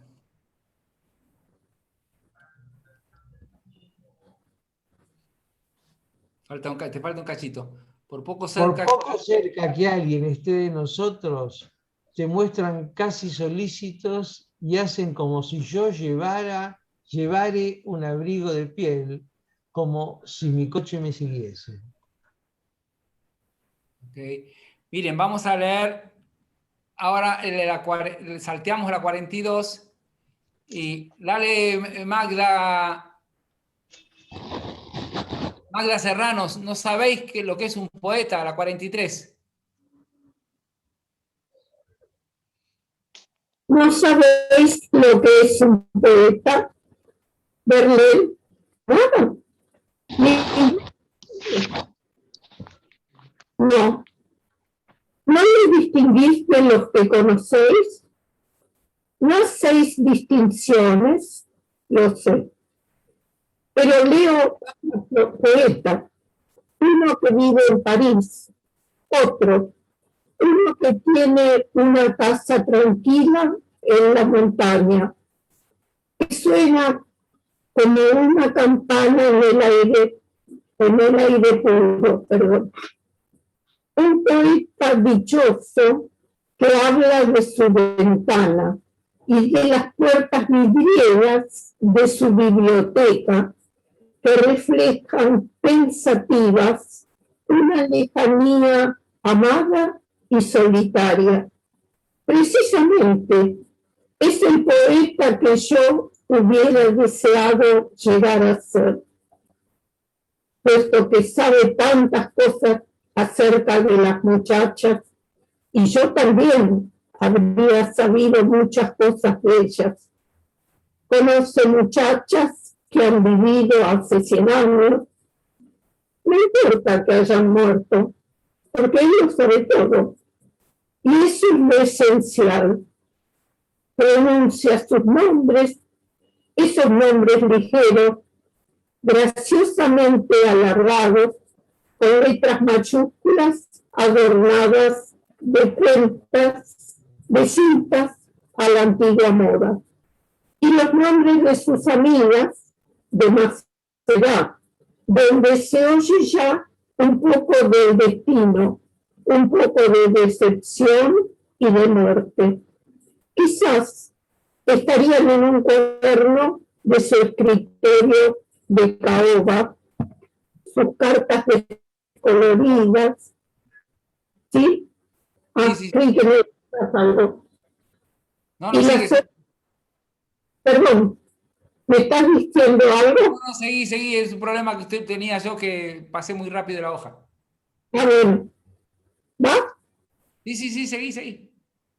Y las hojas desprendidas de sus diarios, donde hay anotados cumpleaños, excursiones de verano, cumpleaños, o quizás es posible que exista en el fondo de la alcoba, en la cómoda panzuda, un cajón donde se conserven sus vestidos primaverales, vestidos blancos que se ponían por primera vez en Pascuas, vestidos de tul apropiados más bien para el verano, que sin embargo aún no se esperaba. Dichosa suerte, la del que está bien para el verano, que sin embargo aún no se esperaba. Dichosa suerte, la del que está sentado en la habitación silenciosa de una casa familiar, rodeado de objetos tranquilos y sedentarios, escuchando a los bejucos que se ensayan en el jardín del verde luminoso y el reloj del pueblo a lo lejos, estar sentado y mirar un cálido ribero de sol de la tarde y saber muchas cosas entre las jóvenes del pasado y ser un poeta. Ok. Silvia, lee el 44, por favor, así terminamos la lectura. Pensar que yo podría haber llegado a ser un poeta así, si hubiese podido habitar en algún sitio de este mundo, en una de esas casas de campo cerradas, de las que nadie se ocupa. Solo hubiese necesitado una habitación, el cuarto claro debajo del remate. Hubiese vivido con mis cosas antiguas, retratos de familia, libros, y habría tenido una butaca, flores y perros, y un bastón fuerte para los caminos pedregosos. Y nada más que un libro, encuadernado con un cuero amarillento, marfileño, con un viejo papel florido en las guardas. Habría escrito mucho, pues habría tenido muchos pensamientos y recuerdos de mucha gente. Pero la vida lo ha dispuesto de otro modo. Dios sabe por qué. Mis muebles viejos se pudren en una granja, donde me han permitido colocarlos. Y yo mismo, ¿sí? Dios mío, carezco de techo que me abrigue y me llueve en los ojos. A veces paso delante de pequeñas tiendas. En la Rue Seine, por ejemplo, son anticuarios libreros de viejo o vendedores de aguafuertes, con escaparates demasiado llenos. No entra nadie en su tienda, ni parece que hagan negocio. Si se les mira, se les ve sentados, siempre sentados, leyendo y despreocupados. No piensan en el mañana ni se inquietan por el éxito. Tienen un perro sentado ante ellos, que se agita de buen humor, o un gato que agranda el silencio escurriéndose a lo largo de la hilera de los libros, como si borrase con el lomo los nombres de las encuadernaciones. Ah, si esto bastase, a veces quisiera comprarme una de esas vitrinas llenas de cosas y sentarme allí detrás con un perro durante 20 años. Es bueno decirse en voz alta, no ha sucedido. ¿Sirve de algo? Hasta ahí, Silvia. Bueno. Perfecto. Gracias. Bueno. Nada, porque miren, después de conversar, ¿no es cierto?, ampliamente sobre la muerte, nos fuimos a la pregunta de la vida, ¿no es cierto? Y es posible que no nos hayamos dado cuenta, como si esa pregunta que es un tiro a fondo al corazón y a la vida y a la humanidad entera. Por eso es como para pegarlo, es hacer una proclama y pegarlo, ¿no es cierto? En muchos lados, ¿no? Es posible. Y después esta visita a la biblioteca y esta manera de hacer versos, ¿no? Y cómo él cuenta su manera de hacer los versos. Vamos a hacer unos 5 minutos de descanso y después hacemos últimos 20 minutos para comenzar la segunda parte y quedarnos pendientes. ¿Ok? Bueno, ¿cómo no? Hacemos 5.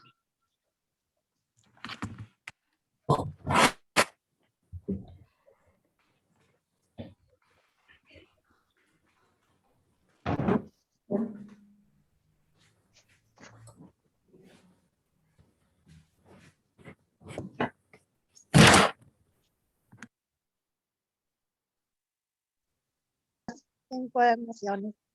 Bueno, apareció la grabación. Ajá. Es precioso el gato borrando los títulos. Solo alguien muy observador puede captar esa imagen del gato que pone su lomo sobre apoya los lomos. Acá lo imagina borrando los nombres.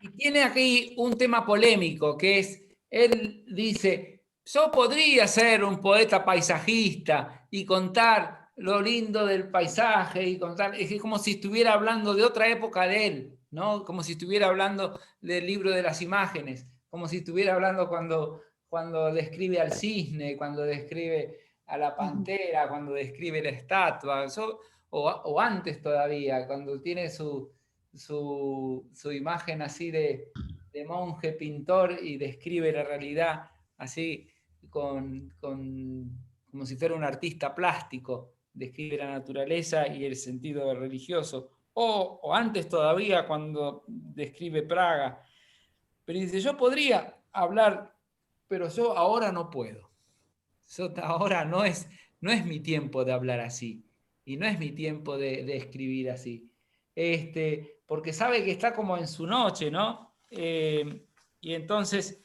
en otra carta que le escribe a Clara, en 1907, dice, citando, dice que parte del fundamento para hablar en París, así, de París, de la sórdida París, se basa también en Baudelaire, en un poema que se llama La Carroña, donde Baudelaire lo describe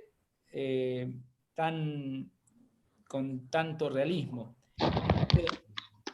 Le dice a Clara, el artista no puede hacer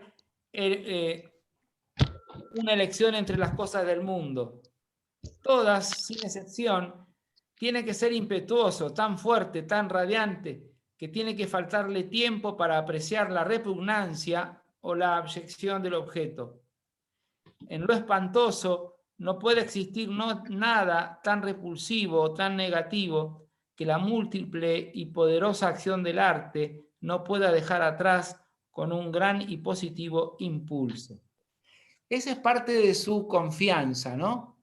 Creer, pensar que él tiene espíritu religioso, pero no es religioso como lo entendemos nosotros confesionalmente en una religión. Él cree en Dios, pero diría, no cree en Jesucristo como Hijo de Dios por pensar en su marco teológico, ¿no es cierto? Pero sí, de hecho, acuérdense de esa anécdota, ¿no? Que él es criado en un hogar católico de Praga, de la minoría alemana, y en el momento de libertario, cuando se va a Múnich, en esa época, ¿no es cierto?, antes va y renuncia a la Iglesia Católica, porque la Iglesia Católica estaba unida al imperio, ¿no? Es decir, era más bien un rechazo político, es decir, y religioso en el sentido también, porque él después siempre va a creer en Dios y lo va a buscar y va a ser muy religioso, pero no va a llegar a ser cristiano de creer en el mismo Jesús que nosotros creemos, ¿no? Es decir, lo mira de otra manera. Cree en Dios como una fuerza. Sí. Sí. No, y creen en un Dios, durante toda su vida lo va a estar buscándolo. Pero lo que digo, lo interesante, ¿no es cierto?, es que él en este momento de los cuadernos de Malte es que está metiéndose como en la negrura de la vida y la acepta. Dice en un verso, pero es que les voy a compartir pantalla porque está bueno poder verlo. No, esto de compartir pantalla es una cosa impresionante. Después, sobre todo después que... a ver si puedo subir. Me agrandé y... Acá. Dice...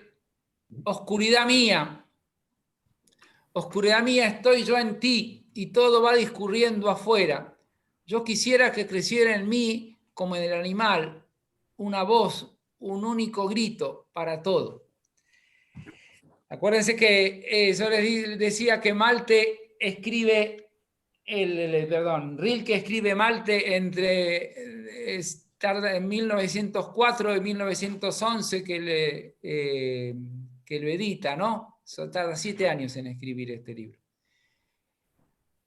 Y a este otro verso que dice, ahora intenta por última vez quizás la corneta para expresar la nítida llamada de auxilio, el grito.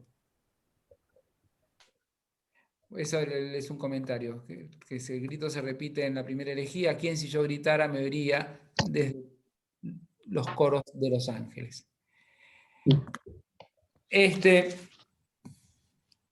Bueno, ahora que vimos esto, ¿no? Y que estamos, recién estamos tomando el segundo envío, ¿no es cierto? Estamos bien. Y sí, lo que dije recién sirve como para introducirnos un poco, ¿no? A las cosas así fuertes y duras. Yo se los invito a que lo puedan leer con profundidad. Yo ahora lo que les voy a leer simplemente algunos pedacitos. Voy a compartir pantalla y les voy a leer pedacitos muy chiquitos de las 2 primeras páginas para poder quizás después terminar leyendo la poesía de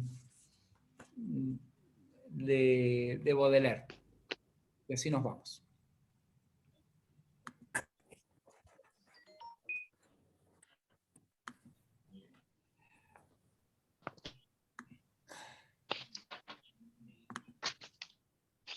Ok. Vamos a poner un poquito más grande.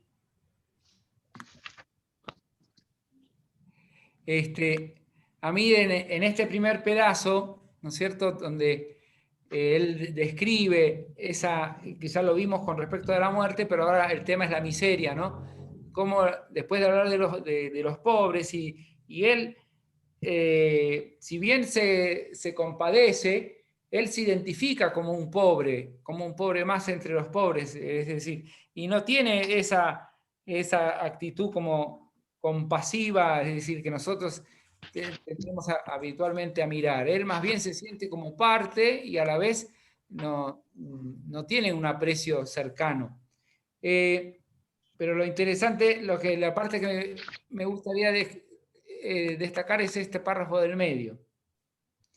No era propiamente la primera pared de las casas subsistentes, como podría suponerse, sino la última, de las que ya no estaban. Se veía su cara interna, se veían en los diversos pisos, las paredes de habitaciones en las que los papeles estaban pegados todavía, y aquí y allá la unión del suelo, del techo, cerca de los muros de las habitaciones, a lo largo de toda la pared, subsistía un espacio blanco, sucio, por donde se insinuaban espirales vermiculares que parecían servir para alguna digestión repugnante, el conducto descubierto y herrumbroso de la bajada de los retretes. pero lo más inolvidable eran los muros mismos. La vida tenaz de este cuarto no había podido ser completamente triturada. Allí estaba todavía. Se agarraba a los clavos que habían olvidado quitar. Se apoyaba en un estrecho trozo de piso. Se había acurrucado en los rincones donde quedaba un poquito de intimidad aún. Se la percibía en los colores que lentamente, año a año, había transformado el azul en verde mohoso, el verde en gris, el amarillo en un blanco fatigado y rancio. Pero también se la encontraba en los sitios que habían permanecido más nuevos, dentro de los espejos, los cuadros, los armarios, pues ella había trazado sus contornos y había dejado sus telas de araña y el mismo polvo en esos reductos descubiertos ahora. Sigo. Vamos abajo.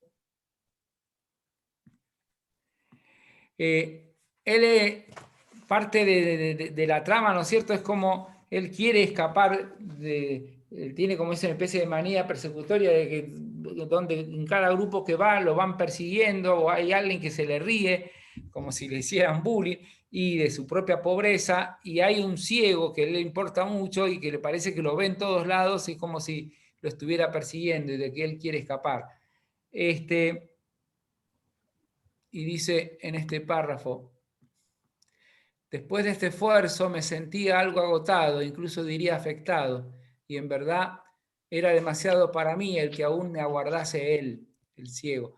Esperaba en la pequeña cremería donde yo quería comer 2 huevos al plato y estaba hambriento. Había estado todo el día sin comer, pero ahora tampoco podía tomar nada. Entre tanto estuviesen preparados los huevos, me sentí de nuevo empujado a la calle, que fluían hacia mí espesas de gente, pues era carnaval y atardecía, y las gentes que disponían de tiempo flotaban y se rozaban unas con otras, y sus rostros estaban llenos de la luz de las barracas, y la risa resumaba de sus bocas como heridas purulentas. Reían cada vez que se aglomeraban, tanto más cuanto más impacientemente intentaba yo avanzar. Yo corría como un loco, eran ellas sin embargo las que se movían, y yo el que me quedaba en mi sitio, pues nada cambió. Cuando levanté la cabeza, continué viendo a un lado las mismas casas y al otro las barracas. Quizás también estaba todo fijo, y no había en mí como en ellos más que un vértigo que parecía hacer girar todo. Y al mismo tiempo sentía que el aire estaba agotado desde hacía mucho tiempo, que no quedaban más que emanaciones viciadas, que mis pulmones rechazaban. Pero ya se acabó, he superado todo. Estoy en mi habitación sentado cerca de la lámpara. Hace un poco de frío, pues no me atrevo a poner a prueba la estufa. ¿Qué haría yo si comenzase otra vez a echar humo y me lanzase a la calle? Estoy sentado y pienso. Si yo no fuese pobre, y ahora que estoy al abrigo de mi habitación, voy a tratar de reflexionar tranquilamente en lo que me ha sucedido. Está bien no dejar nada en lo incierto. Fue entonces cuando de improviso le sentí, aunque no se movió precisamente, lo que sentí fue su inmovilidad, y comprendí de pronto una corriente se había establecido entre nosotros y conocí que estaba tieso de terror. Comprendí que el terror le había paralizado, terror de algo que pasaba en él mismo. Quizás un vaso se rompía en él, quizás un veneno temido durante mucho tiempo penetraba en ese preciso instante en el ventrículo de su corazón. Quizás un gran absceso se levantaba y se abría en su cerebro, como un sol que le cambiase el aspecto del mundo. Con un indescifrable esfuerzo me obligué a mirar hacia su lado, pues todavía esperaba que todo eso fuese imaginario. Pero por fin me sobresalté, me precipité afuera, pues no estaba equivocado. Estaba sentado allí, envuelto en un abrigo de invierno negro y grueso, y su rostro gris y convulso se hundía en una bufanda de lana. Y entonces, para poder leamos juntos el poema de Baudelaire y terminamos. Y hacemos mini comentario. Chan. Vuelvo a compartir pantalla.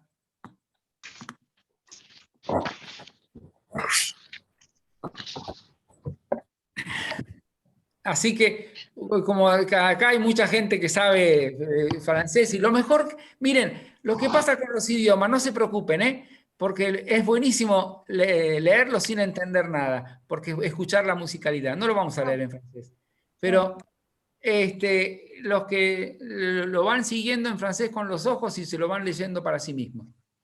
¿Sí? Recuerda una carroña.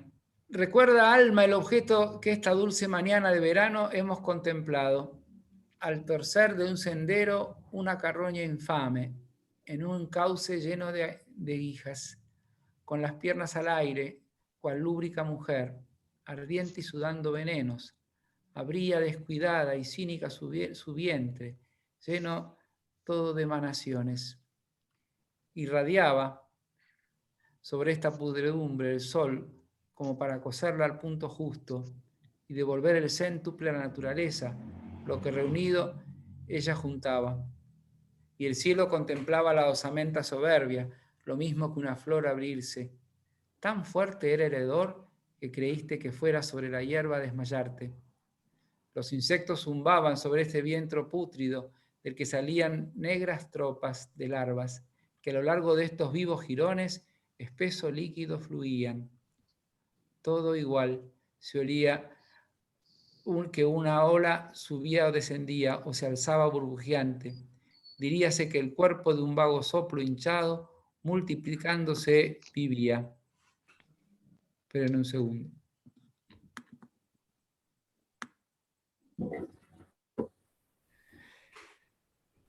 Prodigaba este mundo una música extraña, cual viento y cual agua corriente, o el grano que en su arnero con movimiento rítmico un cribador mueve y agita. Las formas se borraban y no eran más que un sueño, un bosquejo tardo en llegar, en la tela olvidada, y que acaba el artista únicamente de memoria. Detrás de los roquedos, una perra nerviosa, como irritada, nos miraba, esperando coger nuevamente el pedazo del esqueleto que soltó. Y serás, sin embargo, igual que esta inmundicia, igual que esta horrible infección. Tú, mi pasión y mi ángel, la estrella de mis ojos y el sol de mi naturaleza. Sí, así serás, oh Reina de las Gracias, después de los últimos sacramentos, cuando a enmohecer te vayas bajo hierbas y flores en medio de las osamentas. Entonces, oh mi hermosa, dirás a los gusanos que a besos te devorarán, que he guardado la esencia y la forma divina de mis amores descompuestos. Alors ma beauté dit à la vermine, oui, vous mangerez des baisers que j'ai gardé la forme et l'essence divin de mes amours décomposés.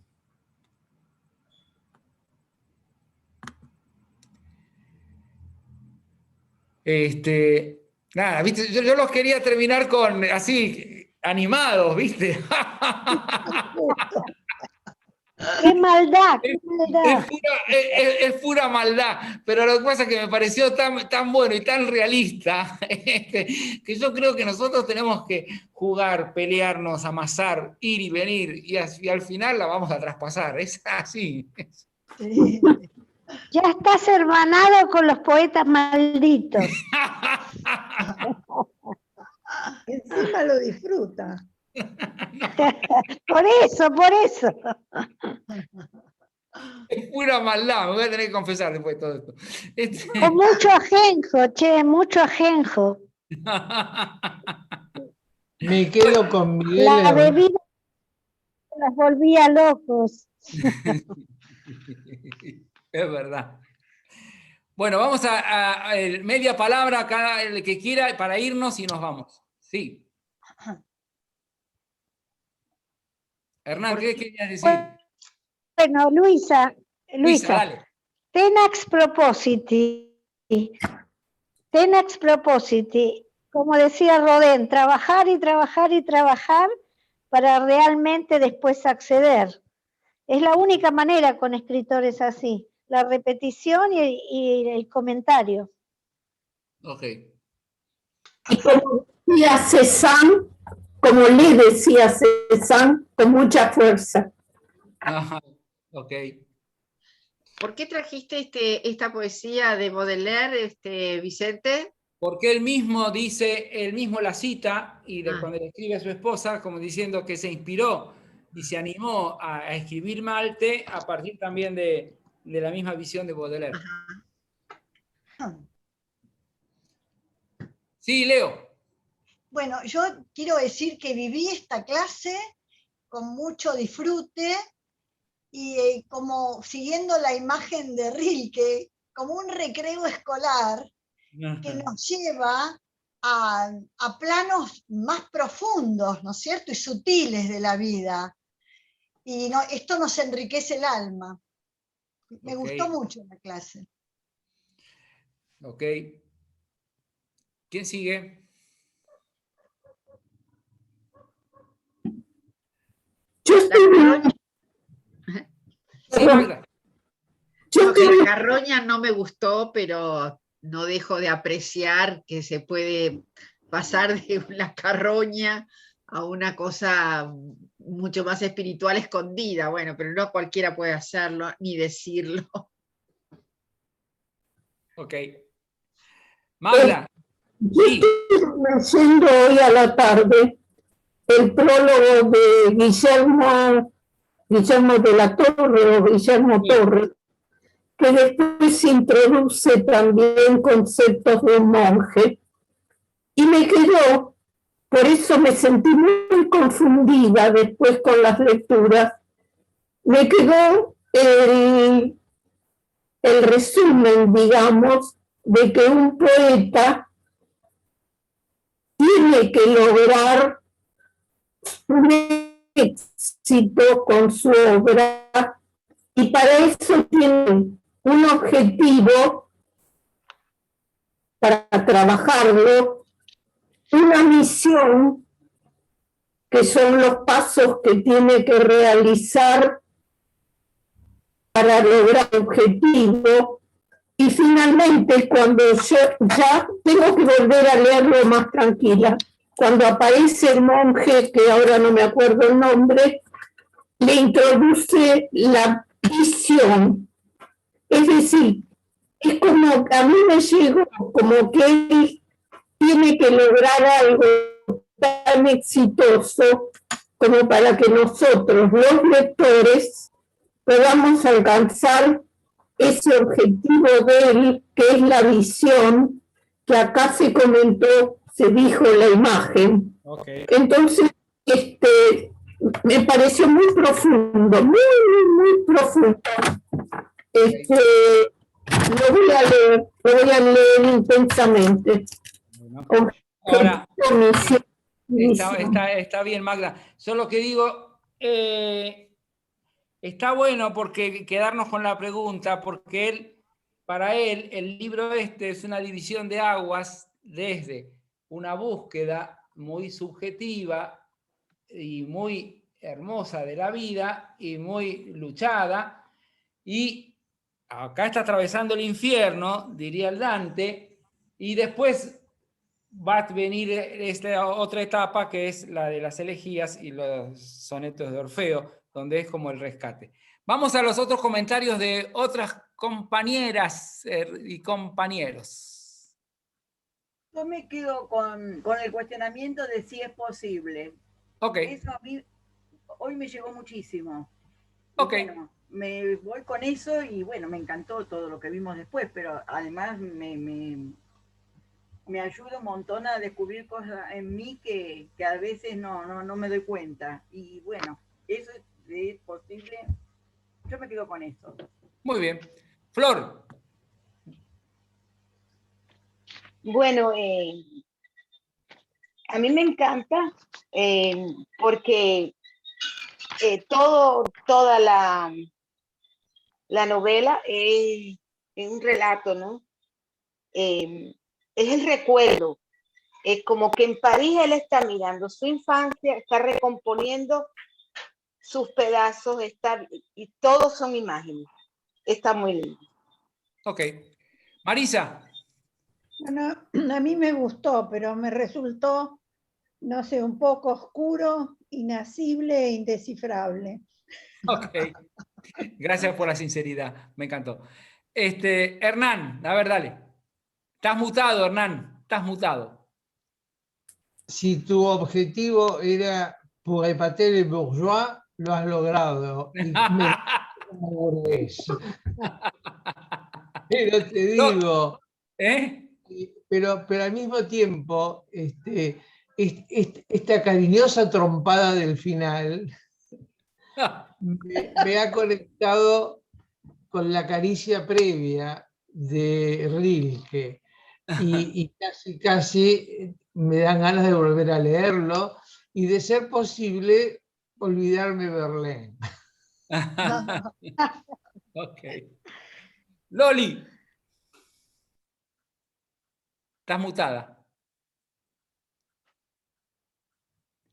Bastante perturbador, pero su infierno me parece que está bueno profundizarlo, pero también te da herramientas para sacarte un poco de esa oscuridad, me parece. Tiene como... Vamos.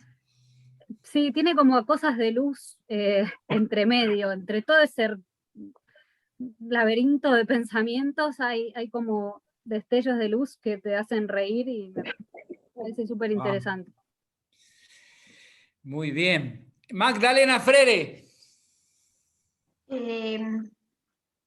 A mí me llama la atención su capacidad de descripción y de observar tantos detalles, pero que esas descripciones y esos detalles llevan a preguntas o cuestiones profundas, así como la muerte o así como ese poema de Verlaine que nos leíste que describe la decomposición de los cuerpos. Bueno, él también tiene así esas cosas muy descriptivas y con mucho detalle, pero que nos lleva a preguntas profundas, me parece, ¿no? Bueno, acerca de la muerte, acerca de la individualidad de la persona, de él, no sé. A mí me gusta. Me gusta. Yo iba a decir una cosita y nos fuimos. Luisa, ¿te quedó algo por decirnos? Ya estás. Hasta el miércoles. Bueno, entonces, yo lo que quiero decir, perfecto. Lo que quiero decir es que a mí me pasó que por suerte tuve paz en la clase esta. No la tenía antes. Y esto de leer en voz alta un texto fue maravilloso. Así que sigan así, que va muy bien. Vamos, bárbaro. Va muy bien para tu paz, pero te cuento, para la mía en particular también me encanta leer. Y solo por ahí me daría fiaca, no son textos tan fáciles de leer. Y leyéndolos juntos, uno los lee. Por lo menos para mí. Sí, le damos vida. Nos vemos el miércoles si Dios quiere. Cuídense. Gracias. Hasta luego. Chao. Hasta luego.